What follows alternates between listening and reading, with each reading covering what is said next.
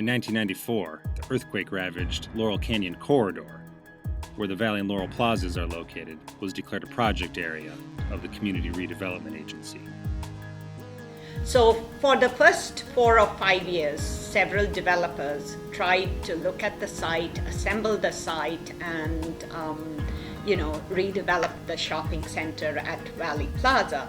However, nobody was successful in assembling a large enough site that could be redeveloped. There were multiple ownerships on the Valley Plaza site, and each business owner wanted to develop their particular property themselves. This proved to be a fatal flaw in the design of the Valley Plaza Mall. While malls today are typically owned by one person or company, with retailers leasing their space, the Valley Plaza Mall has had, at some points, dozens of different owners. From what I recall, the ownership varied from corporations to a 90-year-old widow. And so it was really difficult to arrive at some sort of decision, some sort of consensus for the land site. Further complicating matters was that in the late 90s, the Los Angeles Unified School District and the CRA got into a legal dispute over the land north of the Sears, with the LAUSD wanting to develop a school there. It eventually won the battle. Up in North Hollywood, by the Valley Plaza area, there was just a lot of fighting, really. In 1997, at the Bank of America across the street from where the middle school now is, one of the most notorious crimes in the history of Los Angeles occurred, when 2 masked men dressed in body armor and armed with assault rifles robbed the Bank of America and engaged the Los Angeles Police Department in a bloody street battle for over 45 minutes. 11 police officers and 7 civilians were injured, and the 2 gunmen died. They could have just as easily picked any bank in Los Angeles, but it certainly did nothing to help the reputation of the area around the Valley Plaza. Many years later, people will often still say, "North Hollywood, isn't that where that shootout took place?" Finally, around the year 2000, the Snyder Company started buying up land around the Valley Plaza Mall and won a bid from the CRA. But the fight over the middle school slowed things down, and by the year 2004, the Snyder Company's negotiating contract with the CRA expired. Again, CRA issued a request for proposals, and the Snyder Company submitted a proposal for the entire site, Valley Plaza site, south of Victory Boulevard. In 2009, the City Council approved this gigantic plan for a $560 million renovation of the Valley and Laurel Plaza malls. The mayor and others expressed great happiness at the plan. But while the Daily News and other media outlets lauded the large mall that was about to transform the Valley and Laurel Plaza neighborhood, according to Brazada, the politicians and the papers had gotten ahead of themselves. Plans that I mentioned just now with the 700,000 square feet of retail had a huge financial gap, about $45 to $50 million. And normally how CRA steps in for these big projects to assist the development of these big projects is to pledge future tax increment that will be generated by the project back into it in order to finance it. But even that was not enough. There was still a funding gap of $10 to $15 million. Again, CRA did not have that kind of funding available. In November, Patch reported that Snyder had put plans for the $500 million mall on hold and was considering new plans, including building sound stages there with some limited commercial development. But then, in April, it was reported that Snyder had sold the land entirely for around $30 million to a New York company, iStar Financial. In January, Jerry Brown took over as governor and announced that he planned to dismantle the state-run CRA and give the funds back to individual cities to use as they please. And a few weeks ago submitted a budget that calls for the full dismantling of the CRA. It's all an inside deal, all these things that go on with the city. I agree with Governor Brown. I think maybe we ought to get rid of all these CRAs across the United. All that money that they call tax increment financing could be going to the schools, and we need them desperately in the schools. And not these deals, that side deals and front deals and all this, and it ends up nothing. Just terrible. Well, the state legislature is facing some very difficult decisions right now, and they're having to weigh a lot of bad choices. My view about redevelopment generally is that there is absolutely a place for the wise use of redevelopment dollars to stimulate the local economy and to fight blight. I think it's an inappropriate use of redevelopment dollars to subsidize large projects that would otherwise be taking place with or without that subsidy, and we do see that happen from time to time throughout California as well.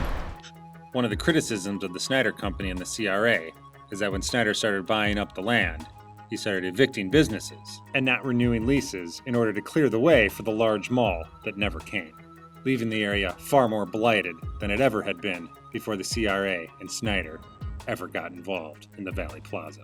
If I was a retailer there, been there 10, 15 years, the city comes in, CRA, sorry, you gotta leave. Well, what? Well, I got a good business, sorry, you gotta leave. And they're gone. And you've seen that. The signs are everybody, then it gets torn up, then it gets burned up, because homeless come in. This happens everywhere. You spend a lot of money on security, just keeping people out of it. That's been going on for 10 years. Unfortunately, he had already proceeded to clear out the businesses that were here.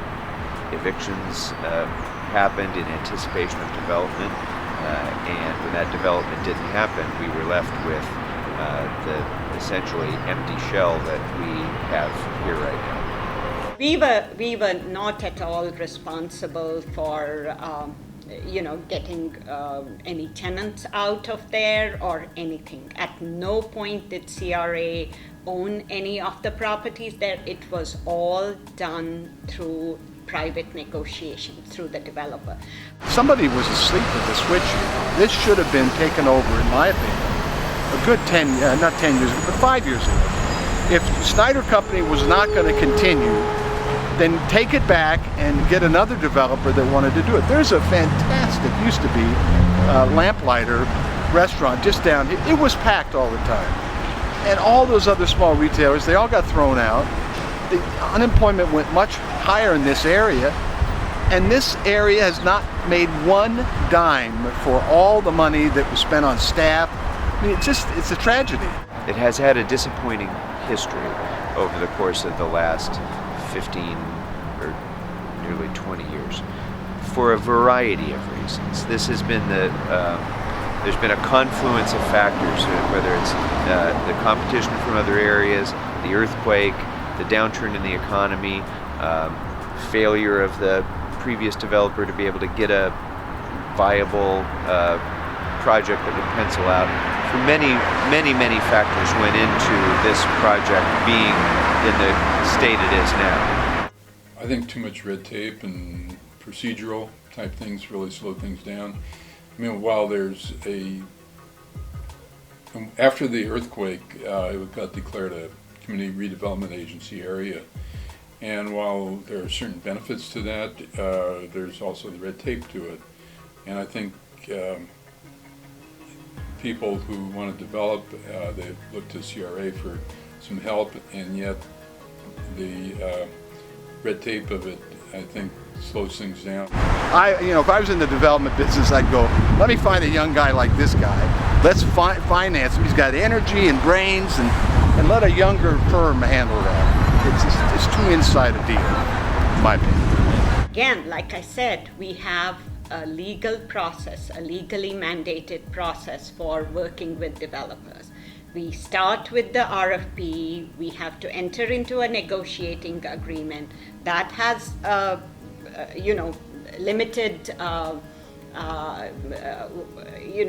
time period on it. It has, say, normally it's about 180 days, but if we are still in negotiations and we have plans, we have to go back to the board and city council to extend those agreements. We cannot do it, in a vacuum.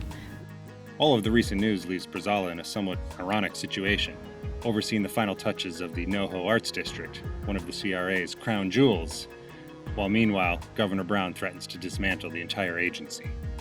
Still, she says it's business as usual around the office. They are talking with iStar about the future of Valley Plaza and planning some other projects as well. But still, Governor Brown's threats hang in the air. How could they not? I guess if someone were to walk in the door right now and say it's over, I guess what will your emotions be? or obviously we would think the community would lose a great opportunity for bringing, things like Lemley, or bringing affordable housing, bringing projects like NoHo Commons, because if our agency is gone, there won't be any other agency doing exactly the kind of things we were doing, the revitalization and redevelopment that we were doing. So obviously we'd be very sad, both at a personal and a professional level, and at the community level. For the conclusion of the Valley and Laurel Plaza malls, we'll take a tour of the area with Councilman Paul Krikorian and talk about the future. And we'll also learn about what's being done immediately to help the business owners at the Valley and Laurel Plaza malls.